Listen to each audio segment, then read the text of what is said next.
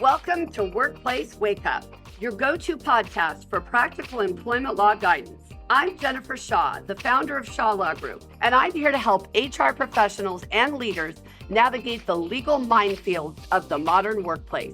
Each week, we tackle real-world issues with clear advice and a little tough love. Let's get started. Hello, everyone. Welcome to the podcast. I am so happy to have as my special guest today, Joe Beachboard. Yes, he's back. Many of you have emailed me saying how much you enjoy him being here as a guest. Joe, thank you so much for coming. How are you today? I am doing great. It's always a pleasure to be on Workplace Wake Up, Jen. And thanks for inviting me. And I guess sending those people those $20 bills helped out. Well, it did help. You know, the $20, you can get a cup of coffee at Starbucks now.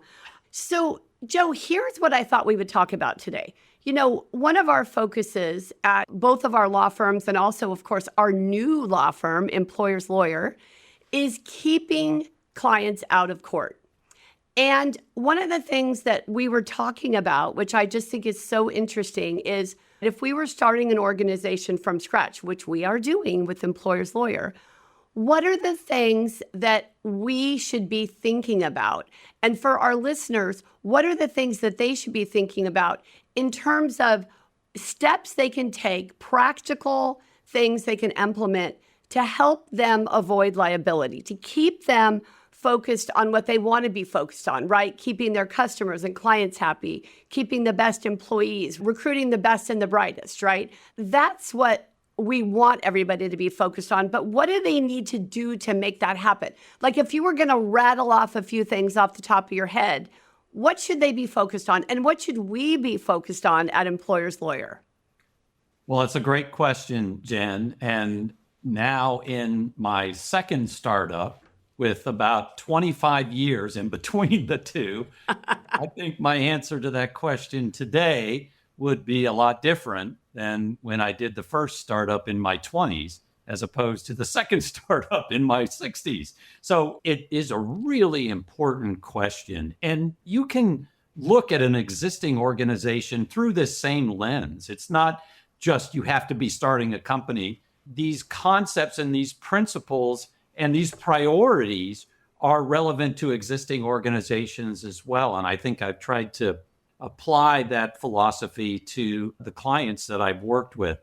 But in response to your question, that was all a good lead up to give me time to think about the answer there. I think what I would look at would be, I would start with culture, right? That I think you really have to begin by thinking about what is your company, who is your company, and how are you going to interact and treat your employees. And then I think second of all, I would focus on taking your culture and integrating it into your policies. And then I would go to the next step of saying, okay, how are we going to ensure that our people live up to our culture? So how are we going to enforce the policies that reflect our culture? And then last, but certainly not least, I think you have to consider your leadership communication techniques and how are your leaders going to be part of reinforcing the culture, which reinforces your policies. And hopefully you don't need the enforcement mechanisms, but you undoubtedly will, but that your leaders line up behind the efforts to enforce the policies that really spawn your culture, right? So what would you do differently? I think that is such a great way to explain it, because in that couple of minutes, Joe, you created, of course, 10 years of work, right? I mean, there's so much that we have to think of in terms of how do you create a culture? How do you have these policies? How do you create these enforcement mechanisms in an effective way? And then how do you get your leaders on board? But let's start with culture. We hear so much about culture these days, about how to create a positive culture, what it means to be collaborative, what it means to work as a team. How do you go about creating a culture? And with our litigation experience, does culture really matter? Do juries care about culture? Many questions there, right? And I think yes, I think culture does matter. And I think culture is critical in front of a jury to establish that you're a good employer. And so much of employment related discrimination is about reaching conclusions or determining about pretext. What was the real reason why something happened? And culture can go a long ways towards supporting your position in defense of any litigation that occurs. So I think culture is really important. You know, when I do training for some of my clients, I always tell our supervisors and managers that one of the most important principles that I hope they come away from our discussion is that if they adopt the golden rule, right? Treat others the way you would like to be treated. If everybody applied that principle to their management techniques, I'd have a lot less work. You sure would, and so would we. And it's funny, when you talk about the golden rule, some people like to turn that on its head and say, well, but I like watching porn at work. So that means I want everyone to let me do that because that's my preference. And of course, that's not what we mean by the golden rule. It's really understanding where you are, that work is a place that is different than everywhere else. And we have to be, I hate to use the phrase, but on our best behavior, right? One of the things I think is always interesting is when we hire a new employee or when I've been hired, I start out so gung-ho about I get there 30 minutes early and I'm wearing the exact right thing and I'm doing everything I should be. And today, 30 plus years later, I have sneakers on and maybe I'm not dressed as professionally as I should be if someone were coming in the office. I mean, we inevitably sort of slide a little bit, right? So if the culture is there to get everybody staying where we want them to be, it's worth that energy at the outset to actually take the steps that are needed to implement it and to make sure that it's going in the right direction. Of course, we have to tweak it all the time, right? It's not a one and done. Absolutely true. And I think actually, Jen, you'd be quite an expert on creating culture. As the managing director of one of the largest employment law firms in the world, I learned pretty quickly that managing lawyers is a challenge and creating culture among lawyers is a challenge. And you've done such a great job with that there at Shaw Law Group. And I know many of the people that are listening to this are your clients and they know that. And that's one of the reasons that you're their lawyer. Well, that's very kind of you, Joe. It's certainly something that is important to me. It doesn't mean I always do it perfectly. I can sure say that. But if you were going to just give somebody one piece of advice about culture, what can they do? Like, what is the most important way that you can create a positive culture at work? Well, and maybe this just ties into all the training, the anti-harassment training we do, but really doesn't it come down to respect and dignity? It right? really does. It really does. Yeah. You're 100% right. And, I guess that ties right into policies and procedures, right? Because if you're going to expect people to conduct themselves with dignity and respect, you have to write that down somewhere.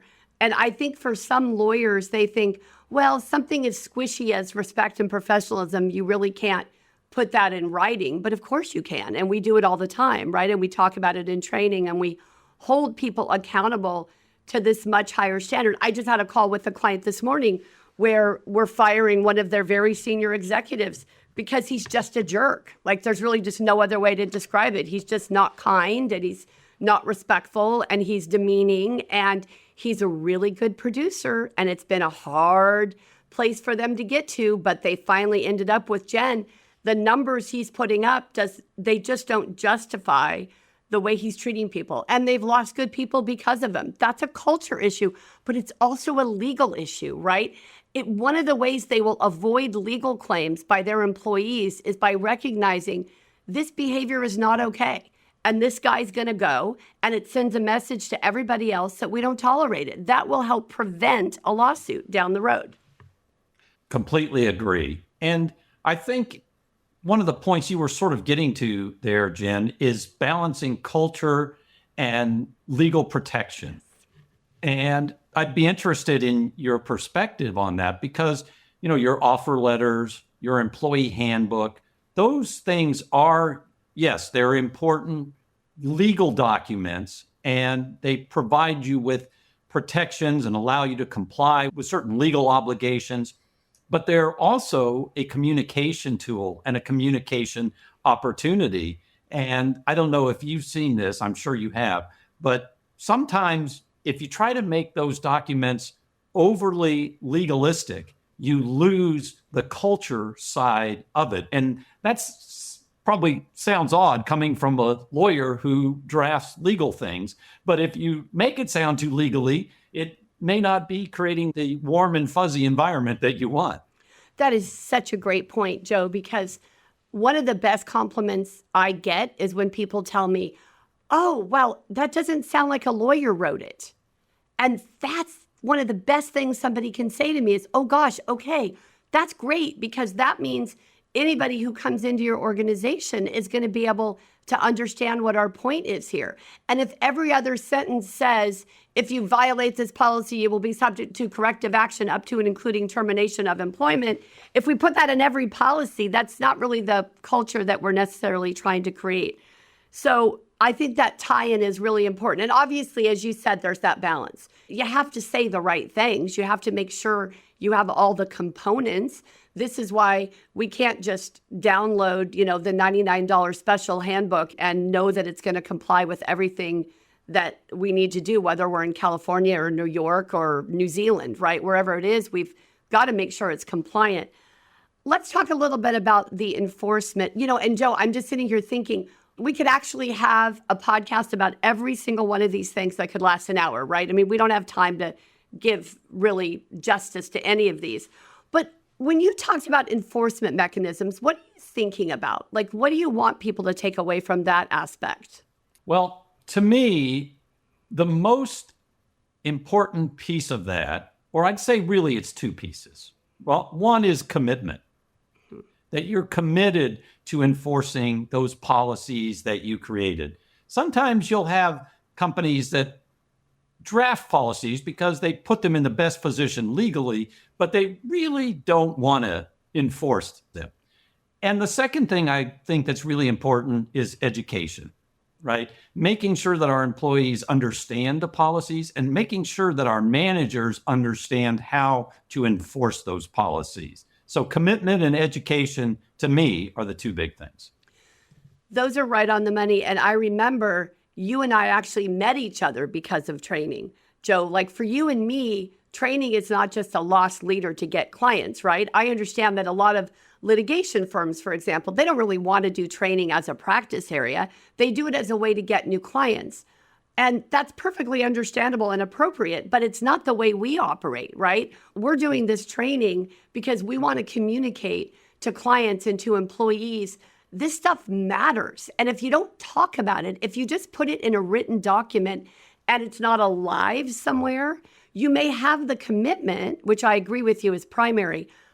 But if you don't have the training and the education and you're not living what you're writing, it's going to be really hard for employees to get the right message. I love it when I do a handbook review and I go through and I highlight all these areas and say, okay, do you really do what's in section 4? Because it seems pretty overbearing, or it seems like a lot of work, or do you really do this? Oh no, Jen, we don't do that. We just have that in the handbook.